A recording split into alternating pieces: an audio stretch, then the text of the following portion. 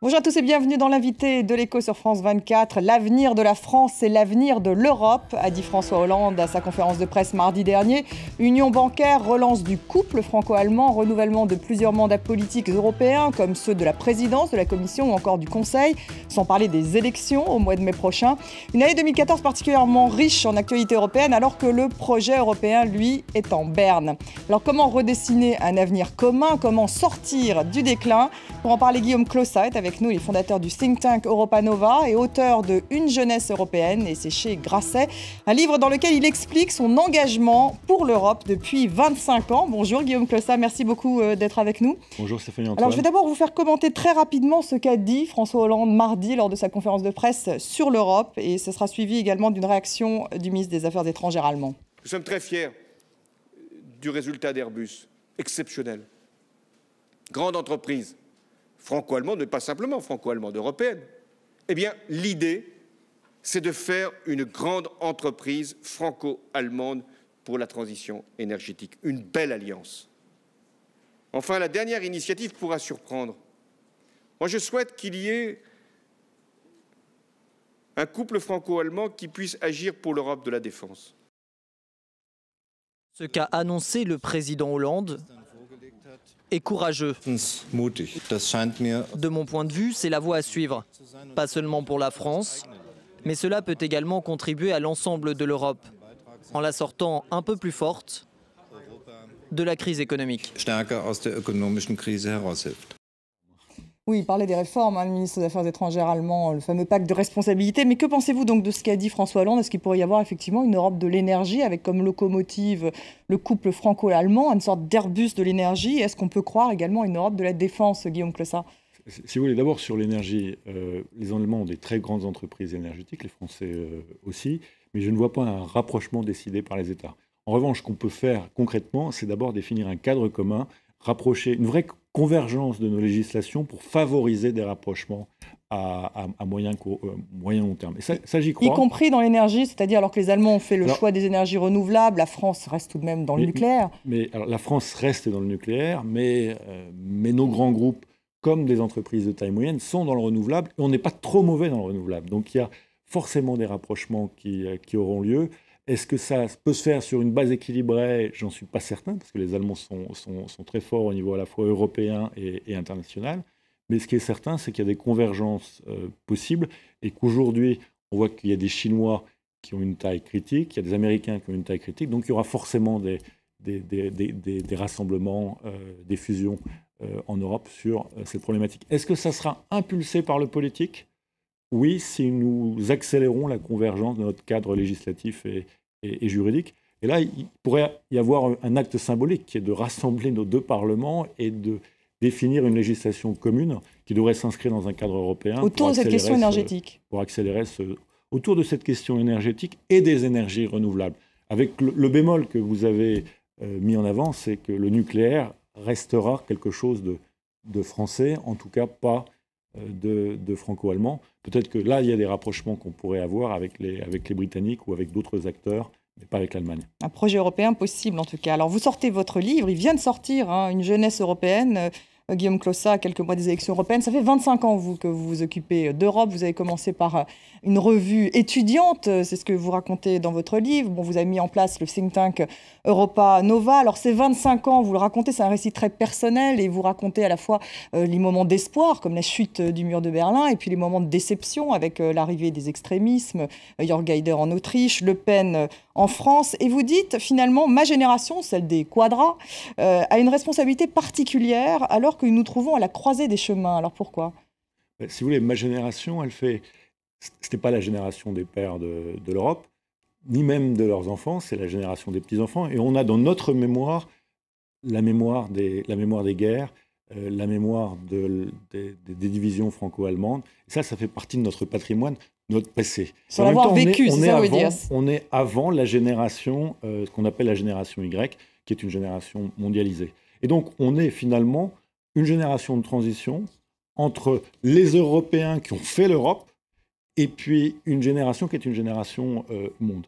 Et c'est à nous de savoir, puisque la génération juste d'avant, la génération 68, qui est au pouvoir finalement depuis 15-20 ans, elle n'a pas fait le grand pas européen qu'on attendait, puisque finalement, depuis Maastricht et la monnaie unique, il n'y a rien eu de véritablement important. Depuis les années 90, en fait. Depuis les années 90 et la fin des années 90. Et si nous-mêmes, comme mon ami Enrico Letta, qui a cofondé Europa Nova avec moi, qui est aujourd'hui président du Conseil italien, nous ne définissons pas notre vision que nous avons pour l'Europe de 2024, personne ne le fera pour nous. Donc une responsabilité particulière. Alors vous évoquez la crise européenne, le fait justement que l'Europe sorte de l'histoire. Ce que vous dites dans votre livre, le cycle de sortie de l'histoire des Européens qui a commencé avec la guerre de 14 arrive à son terme. Donc là, vous êtes pessimiste. Si vous voulez, la guerre de 14, qu'est-ce qu'elle a enclenché? Elle a enclenché le fait que l'Europe, qui était dominante dans le monde, l'Occident et l'Europe primée, dominaient le monde, elle a enclenché ce déclin. Et ce déclin, pour moi, il s'achève avec la crise de 2007-2008, quand on crée le G20. Et quand on crée le G20, on accepte quoi? On accepte que le monde ne soit plus dominé par l'Occident, mais que ce soit un monde multipolaire où la Chine, la Russie, le Brésil pèsent quasiment autant que nous. Et ça, pour nous, c'est un changement fondamental parce que tous nos systèmes de pensée, nos références, sont ceux d'un monde dominant, dominé par les Européens. Alors, est-ce qu'on l'assume, justement, ce changement américain? Aujourd'hui, on ne l'assume pas parce que la réalité de cette mutation, on n'en a pas tiré des conséquences en termes d'union politique. On ne représentera plus à l'horizon 2020 5 ou 6% de la population mondiale, quand avec nos empires, il y a 60 ans, on dépassait les 60% de la population mondiale. Et donc, c'est un changement d'échelle qui est considérable, un changement de niveau de puissance, quand on divise finalement par 10 sa puissance, qui est considérable, et on se comporte quelque part comme si rien n'avait changé et comme si nous pouvions encore rester divisés. Alors, c'est vrai que vous parlez aussi du rêve inaccessible. C'est ce que disaient les intellectuels polonais de l'époque, au moment de la chute du mur. Et c'est intéressant de retrouver ça dans votre livre. Les Européens ne réalisent pas à quel point l'Europe d'aujourd'hui et l'Europe de la liberté, c'est le bien le plus estimable du monde. C'est la valeur cardinale de l'Europe. Ça, c'est Borisław Geremek, qui est devenu ensuite parlementaire européen, un Polonais, qui le disait à l'époque. Donc, vous parlez aussi des Grecs, très fiers de rejoindre l'Europe à l'époque pour retrouver la démocratie. On a l'impression que ce souffle qui existait véritablement après 89, aujourd'hui a disparu. Et liberté rimait aussi avec prospérité. Si vous voulez, on a été privilégiés parce qu'on a fait finalement en 60 ans de ce continent le continent des droits, des libertés, de la tolérance. Et ça, dans l'histoire, ça n'a jamais été fait. Et cette conscience de ce privilège historique, de ce que Jeremy Rifkin a appelé le rêve européen, on l'a eu un très petit moment au moment de la chute du mur. Et puis tout d'un coup, on est rentré dans la vague libérale et on a oublié tout ce qu'on avait construit et tout ce qu'on bénéficiait. Et on s'est comporté finalement comme des consommateurs de droits. Mais il y a eu de la prospérité en même temps. Il y a eu une prospérité extraordinaire, puisque la prospérité européenne est... L'argent facile qui a permis également entre 45 et 75, l'Europe a eu la plus grosse puissance, la plus importante puissance que l'histoire de l'humanité n'ait jamais connue, puisqu'on a eu une croissance de l'ordre de 10%, par exemple, pour la France sur plus d'une décennie. C'était véritablement considérable. On s'est enrichi comme jamais. Mais on a mal partagé cette prospérité. Et puis, dans les années 90, avec la financiarisation de l'économie, moi, je me rappelle, j'étais étudiant à HEC, je voyais tous mes camarades... très bas. Non, mais tous mes camarades se disaient, on va se faire de l'argent facile, on va devenir banquier, on va aller travailler sur les marchés, parce que ça ne demande pas beaucoup de compétences, mais ça permet d'avoir un retour sur investissement personnel très fort.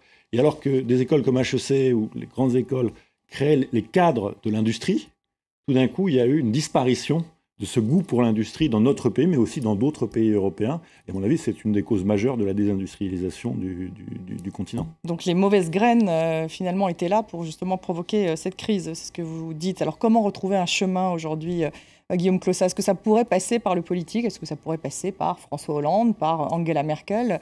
Je crois que maintenant, le destin, il est à nous. Ou au contraire, comme vous dites, la jeunesse européenne. Le destin est à nous. J'ai écrit ce livre en relisant Le Monde d'hier de Stefan Zweig. Et Stefan Zweig disait, en 1913, on voyait, ma génération, la sienne, voyait arriver la guerre et pensait que les intellectuels, les politiques, les syndicalistes, les journalistes, voyant tout ce qui allait arriver, allaient se coordonner et agir ensemble. Et il conclut, il n'y avait pas de coordinateur et nous n'avons rien fait.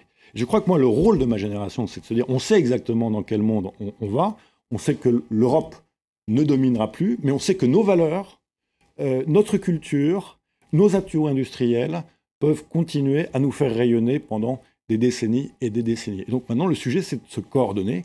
Et des gens comme Enrico Letta en Italie, comme la Coelcan d'ailleurs. Ça veut dire un leadership politique, Guillaume Clossard. Et ce leadership politique, il doit être aussi intellectuel, parce que les idées doivent compter. Mais être intellectuel, ça veut dire savoir se projeter en européen.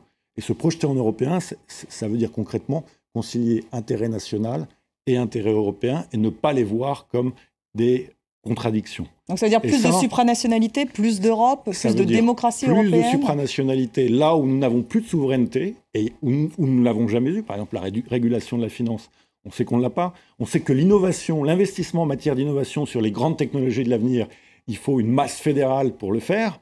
Il y a d'autres sujets qui restent nationaux. Ce qui n'est pas du tout le cas aujourd'hui. Donc, ce qui n'est pas du tout le cas aujourd'hui. Et c'est pour ça que notre industrie n'est pas une industrie d'innovation, n'est plus une industrie d'innovation. Pendant 60 ans, nous avons essentiellement, à quelques exceptions près, été une industrie de rattrapage par rapport à l'industrie américaine qui avait intégré comme innovateur, en fait, toutes les populations scientifiques qui avaient fui l'Allemagne, qui avaient fui l'Europe entre 1920 et 1945. Donc plus de fédéralisme et puis une sensibilité à l'Europe qu'il va falloir... C'est plus d'esprit commun, c'est plus d'esprit public, c'est la capacité à articuler le moyen, le court, le long terme, mais aussi à concevoir une société qui est pluridisciplinaire et avec des scientifiques qui comprennent le politique, des politiques qui comprennent la science et qui comprennent l'industrie, des journalistes qui connaissent l'histoire de l'Europe et connaissent leur histoire nationale. Et que tout le monde puisse avancer ensemble. Et donc, c'est renouer avec... Vous êtes un idéaliste, Guillaume Clossard ? Je suis un idéaliste, mais qui a l'expérience du pragmatisme. Pour faire avancer des choses, il faut avoir un idéal et il faut savoir concilier le sens pratique et le sens de la générosité. Merci Guillaume Clossard d'avoir été mon invité. Donc, je rappelle le titre de votre livre, c'est Une jeunesse européenne. Alors les quadras pourront y puiser certains souvenirs. Merci à vous de nous avoir suivis. On se retrouve la semaine prochaine pour un nouvel invité de l'Écho.